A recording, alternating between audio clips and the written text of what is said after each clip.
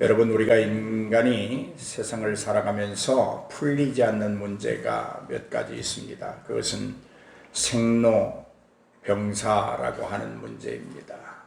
왜 인간은 병을 들어서 죽어야 하고, 왜 인간은 고뇌 속에서 살아야 하는가, 왜 인간에게 희노애락은 있는 것이고, 그것을 언제나 좋은 일, 즐거운 일만 있게끔 할 수 있는 방법은 없을까? 이것이 우리 인생의 큰 과제입니다. 그런데 아무도 그 일을 해결할 수 없습니다. 또 하나의 문제가 있습니다. 왜 인간은 고난이라고 하는 문제를 끌어안고 살아야 하는가?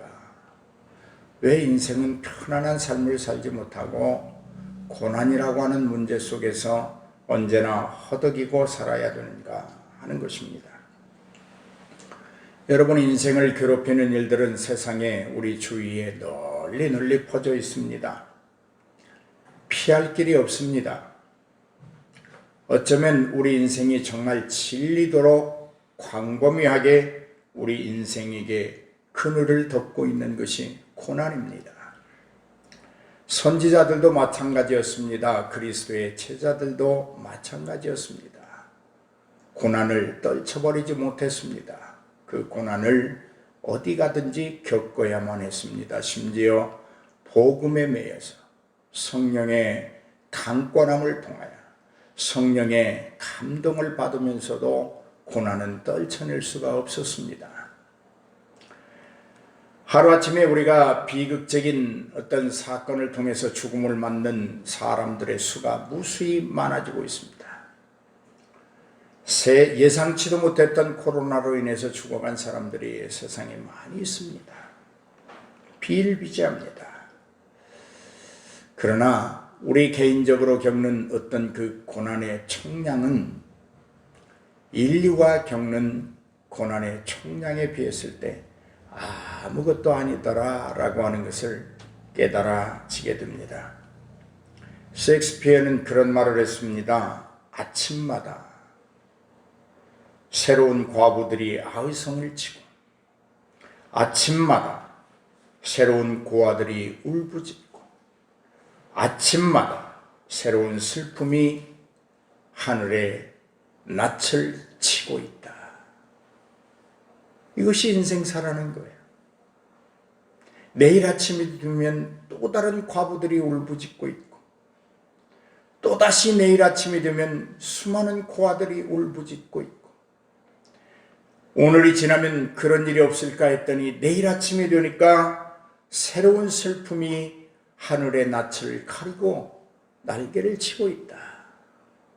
자, 문학가적인 표현이에요.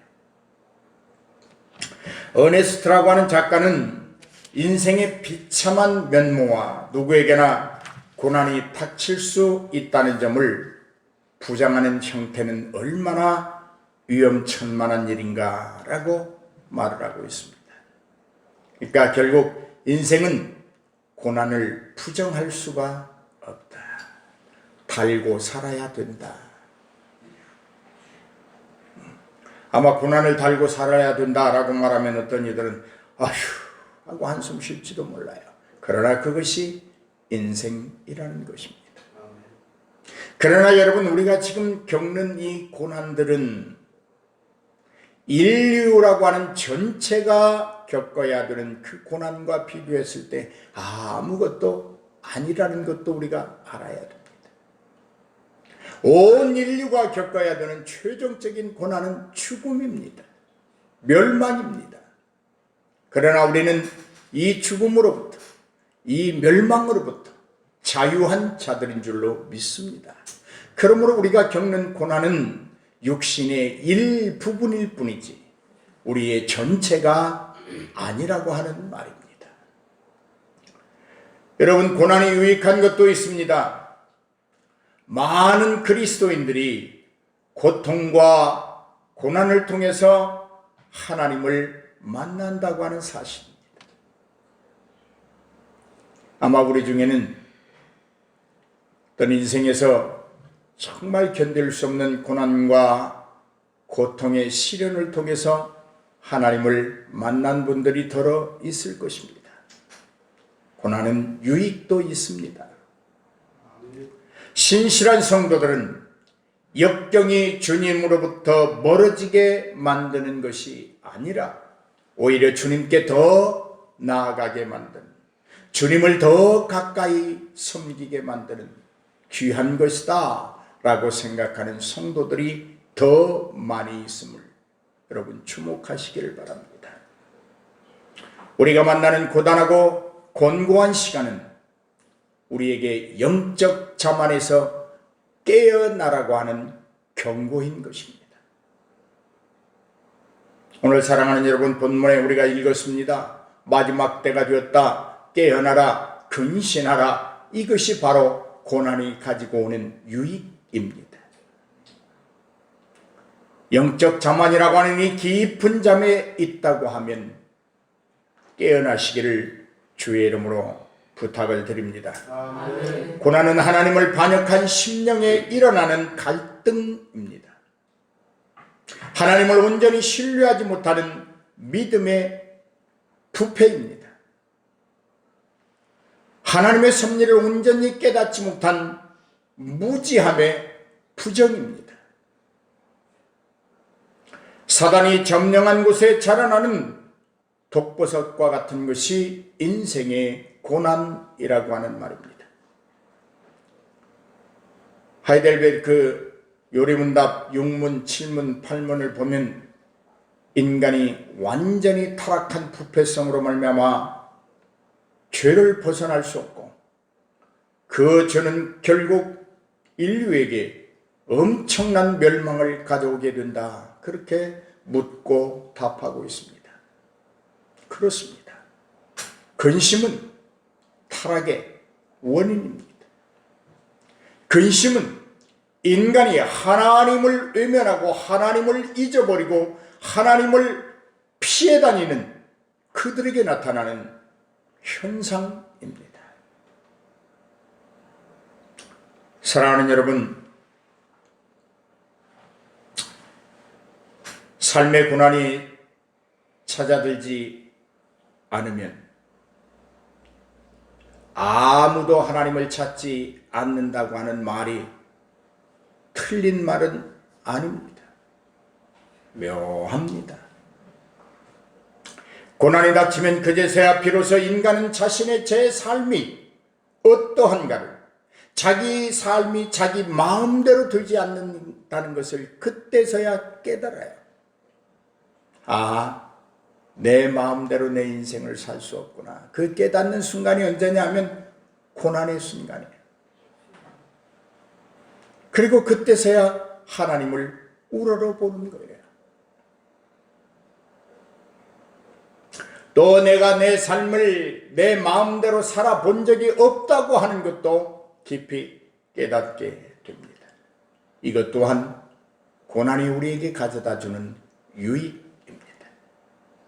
팀 켈러라고 하는 목사가 쓴 책 중에 고통이 답이다 라고 하는 책이 있습니다. 그는 거기서 그렇게 말을 합니다. 고통이 우리의 믿음을 견고케 하는 답입니다. 고통과 고난이 우리로 하여금 하나님을 더 찾게 만드는 원인입니다. 고난과 고통이 우리로 하여금 우리의 믿음을 더 견고케 하는, 굳게 하는, 우리의 마음을 굳게 하는 작업입니다. 여러분, 구약 성경은 상당 부분 고난의 문제를 다루고 있습니다. 특히 시편은 우리 인생이 살아가면서 부닥칠 수 있는 시련에 대한 기도, 고통에 대한 호소, 부당하게 당하는 고난에 대한 부르짖음으로 기록되어 있습니다. 특별히 시편 44편에 보면 황폐해진 나라와 민족을 바라보면서 부르짖는 기도가 있습니다. 주님, 깨어나십시오. 어찌하여 주무시고 계십니까? 어찌하여 얼굴을 돌리고 계십니까? 우리가 고난과 억압을 당하고 있음을 어찌하여 하나님 잊고 계십니까? 라고 원망의 목소리로 피를 토하고 있는 것이 시편 44 사편입니다. 욥기와 전도서는 삶의 부당한 고통과 실망을 성찰하는데 대부분의 지면을 할애하고 있습니다. 예레미야나 하박국은 악이 지배하는 현실 속에서 신랄한 표현으로 불만을 토로하고 있습니다. 히브리서와 베드로전서를 비롯한 신약성경은 성도들에게 끈질기게 달라붙는 괴로움과 어려움에 어떻게 맞서야 하는가를 권면하고 있습니다. 아무튼 성경은 어떤 주제 못지않게 고난을 다루고 있는 책은 분명합니다. 사랑하는 여러분, 초대교회 교인들에게 박해는 눈에 보이는 공포였습니다. 중요한 사실은 금은 불로 연단을 받는다는 것입니다. 성도들의 신앙은 언제나 금으로 비유되는데, 그렇다면 성도들이 겪게 되는 불같은 시험은 연단을 통하여 더 나은 결과를 만드는 과정이라고 하는 사실입니다.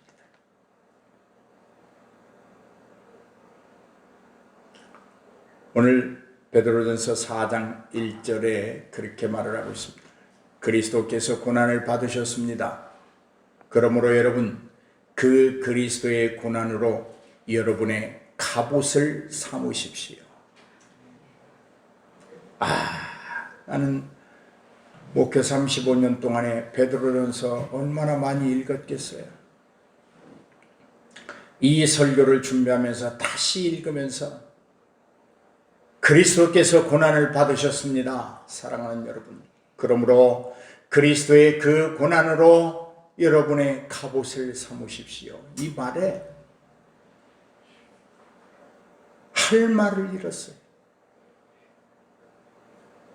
그래, 내가 당하는 고난은 별것도 아닌데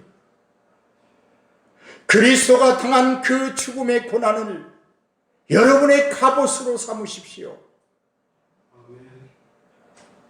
그리스도의 죽음의 그 고난을 여러분의 갑옷으로 삼으십시오.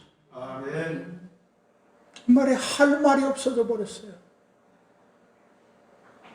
고난을 고난이라고 말할 수 없음을 알게 됐어요. 목사로 살아가는데 겪어야 되는 그 많은 일들이 전혀 고난이 아니라는 것을 알았어요. 다시 깨달았어요. 그래서 오늘 제목이 고난이에요. 할 말이 없었어요.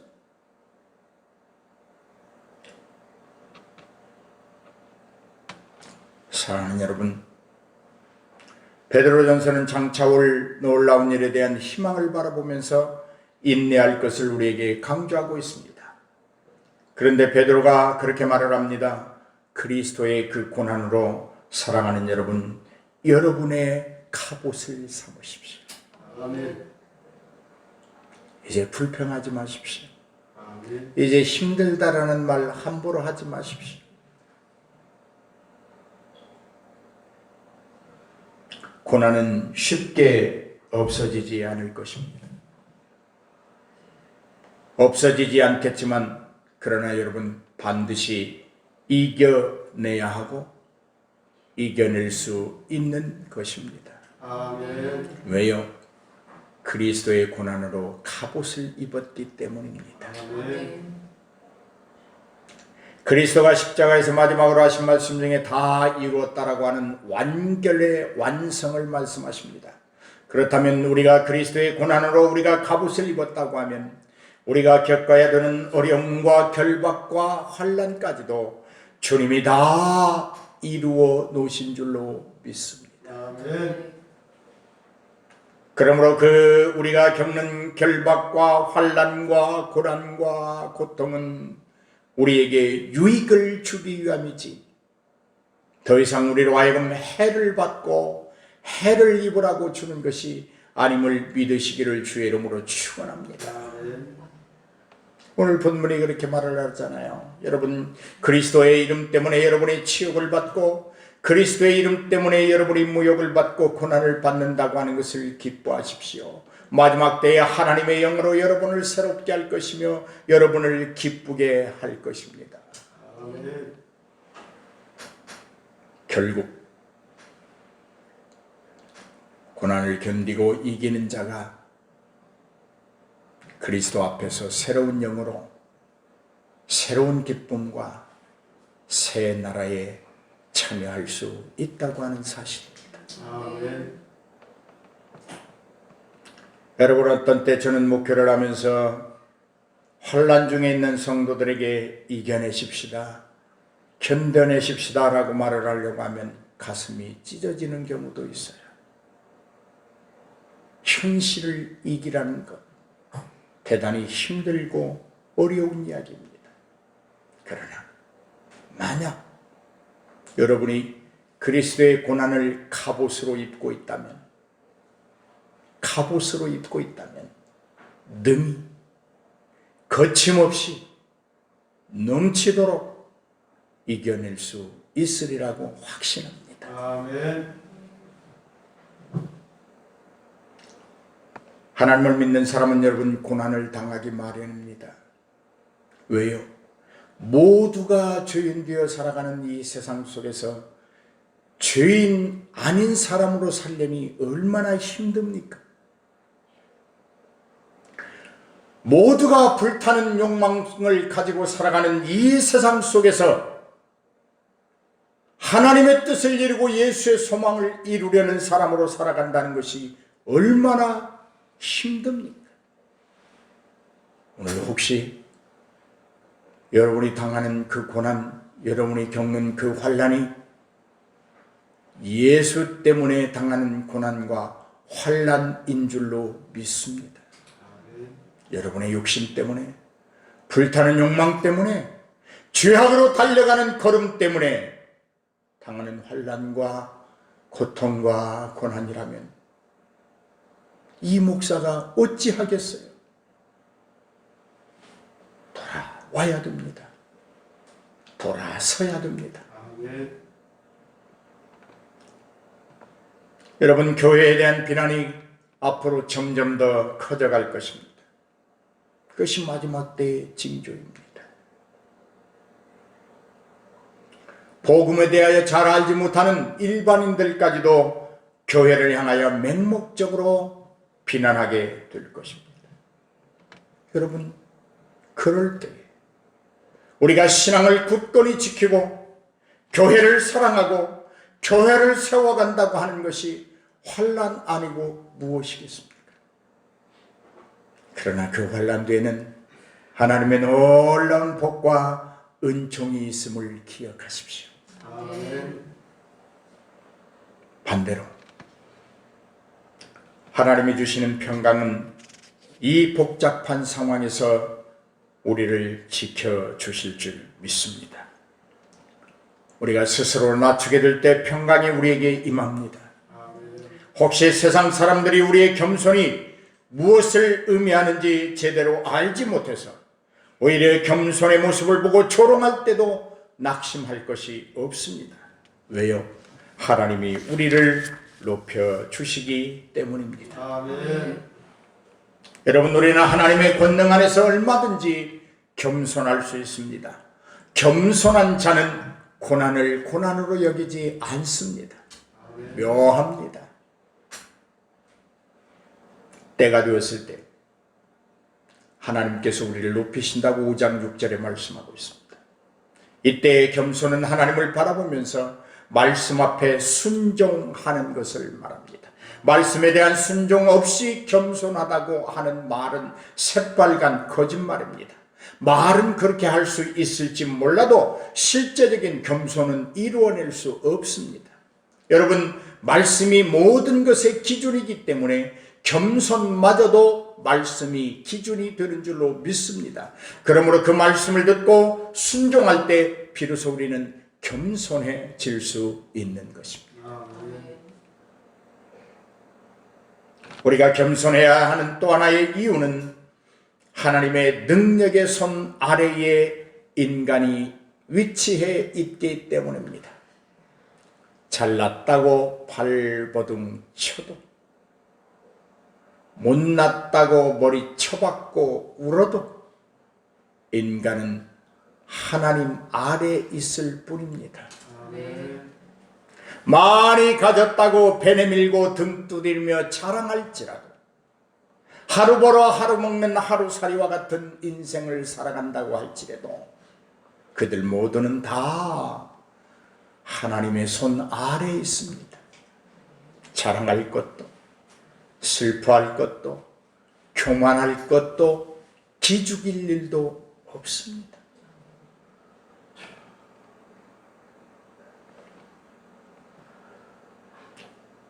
여러분, 우리는 스스로 열심히 하면 좋아지리라고 생각하십니까? 저는 단호하게 말합니다. 아무리 여러분이 스스로 열심히 노력해서 여러분의 인생을 바꾸어 놓으려고 한다 할지라도 안 됩니다. 하나님의 손 아래에 있기 때문입니다. 아멘. 하나님이 하셔야 됩니다. 아멘. 하나님이 해 주셔야 됩니다. 아멘. 하나님이 이루어 내셔야 합니다. 아멘. 그러므로 하나님을 떠난 인생은 그 끝이 비참한 것입니다. 하나님 앞에서 여러분 아무리 하나님을 떠나서 발버둥 치고 노력하고 또 노력하고 줄기차게 달려간다고 할지라도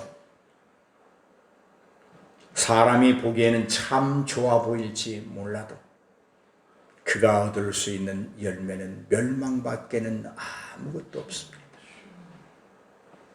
그러나 우리가 하나님 앞에서 겸손할 때에 우리 인생이 하나님의 손 안에 있음을 시인하고 그분 품에 안겨서 그분에게 의뢰하고 그분이 주시는 것을 누리고 그분이 허락하시는 것을 활용하고 그분이 말하는 것을 말하며 살아갈 때에 우리 인생은 이루어짐이 있을 줄로 믿습니다. 아멘. 세상의 모든 근심과 걱정을 반드시 우리가 해결해야 하는 것은 아닙니다. 그렇게 할 능력도 없습니다. 무리해서 내 힘으로 이루려고 하다가 오히려 바르지 못한 길을 선택할 수도 있습니다. 목적이 과정을 정당화해서 떳떳하지 못한 방법을 사용한 후에 어쩔 수 없었다고 변명하기 전에 모든 염려와 근심을 하나님 앞에 맡기시기를 바랍니다. 아멘. 오늘 본문은 믿음을 굳게 하여 사단과 맞서라고 격려하고 있습니다. 그 이유는 혼자가 아니기 때문입니다.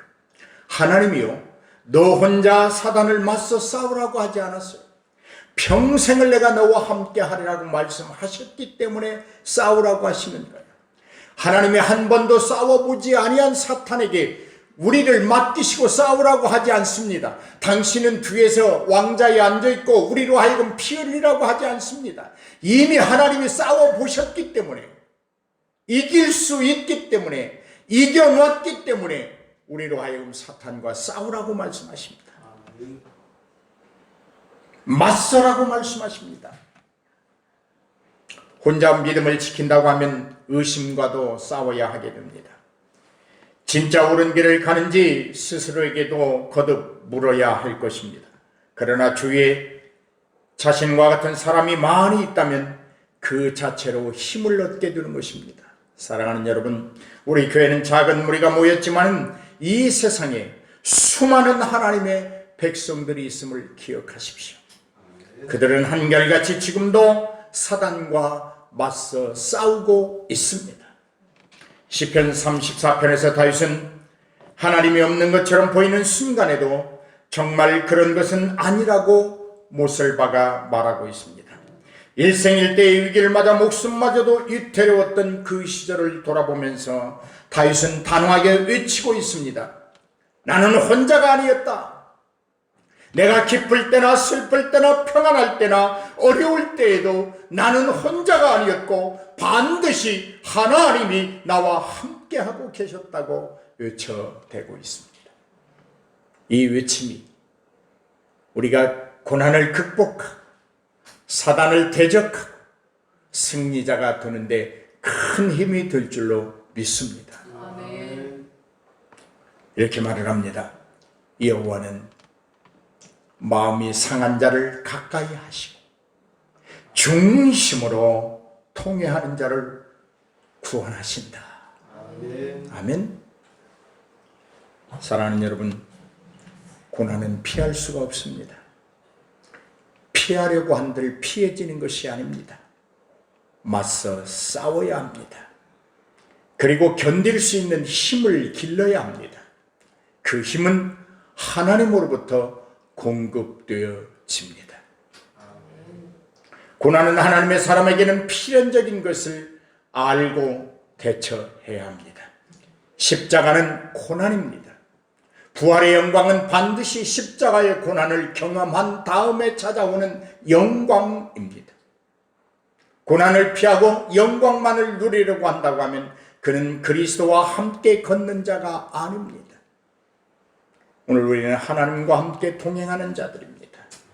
반드시 아버지가 겪은 경험을, 그 십자가의 고난을 자식으로서 외면할 수 없습니다. 오히려 아버지가 져야 된다고 하면 아들인 내가, 아버지 내가 지겠습니다라고 하는 것이 효가 아니겠습니까? 그러므로 성도들에게 필연적인 것이 있다면 고난입니다. 내 힘으로는 고난을 이길 수 없습니다. 그래서 그리스도가 먼저 고난을 당하신 거예요. 당신이 십자가의 죽음을 경험하지 아니하고는 우리에게 그 고난을 이기라고, 견뎌내라고 경험적인, 체험적인 말을 하실 수 없기 때문에 그는 십자가의 고난을 견디셨습니다. 내가 견뎠다. 그러니 너희도 견딜 수 있다. 내가 이겼다. 그러니 너희도 이길 수 있다.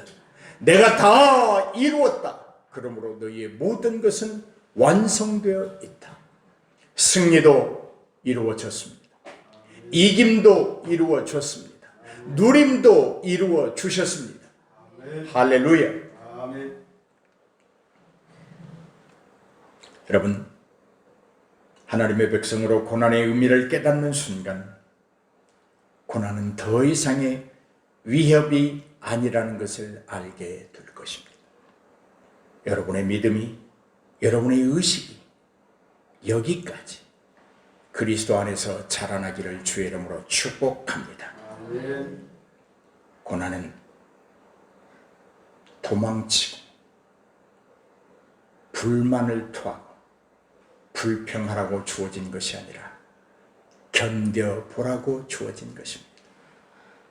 고난은 패배자가 되어서 평생토록 울고 슬퍼하다가 영원한 멸망에 거하라고 주어진 것이 아니라 이기는 자가 되고 승리자가 되어서 영원한 영생으로 갈 수 있는 굳건한 믿음을 소유하라고 주어진 축복인 줄로 믿습니다. 아멘. 오늘 주 안에서 여러분, 우리에게 그 어떠한 고난이 있다고 할지라도 승리하십시다. 아멘. 이겨내십시다. 아멘. 견뎌야 합니다. 지면 죽습니다. 이기면 삽니다. 아멘. 기도하십시다.